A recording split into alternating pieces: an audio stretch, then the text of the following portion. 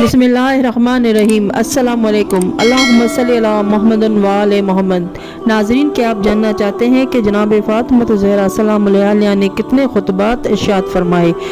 روایت میں ہے کہ جب ابو بکر نے یہ طے کیا جناب فاطمہ سلام اللہ علیہا سے فدق غضب کر لے گا اور آپ کو یہ اطلاع ملی تو آپ سر پر چادر ڈال کر اپنے خاندان کی ہاشمی خواتین کے حلقے میں باہر نکلی، اس طرح کہ آپ کی رفتار رسول اکرم صلی اللہ علیہ وآلہ وسلم کی رفتار سے قطعاً مختلف نہ تھی۔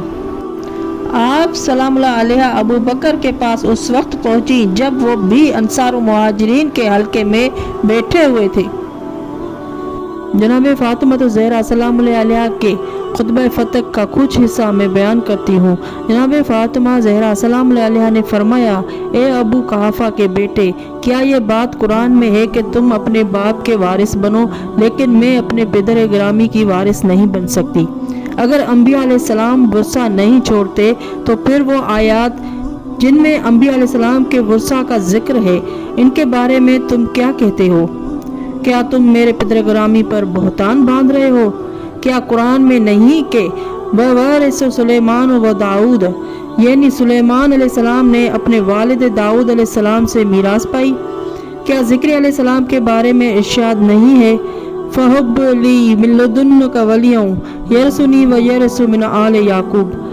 ذکر علیہ السلام نے اللہ سے دعا مانگی کہ اپنی رحمت و قدرت سے مجھے بیٹا عطا فرما جو میرا اور اولاد یعقوب کا وارث بنے۔ وہ کون سی دلیل ہے جس کے بنا پر تم مجھے میرے پدر نامدار کے ورثے سے محروم رکھنا چاہتے ہو؟ کیا اللہ نے میرے بابا صلی اللہ علیہ وآلہ وسلم سے چھپا کر کسی آیت کو صرف تم پر نازل کیا ہے، یا تم میرے بابا صلی اللہ علیہ وآلہ وسلم اور میرے چاچا زاد علی علیہ السلام سے زیادہ قرآن کے خاص و عام کو جانتے ہو؟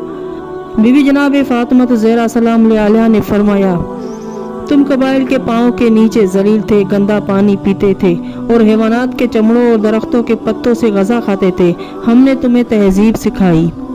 ناظرین، جناب بی بی فاطمہ زہرا سلام اللہ علیہا کا خطبہ فتح بہت طویل ہے، میں کچھ اقتباس آپ کے نظر کرتی ہوں۔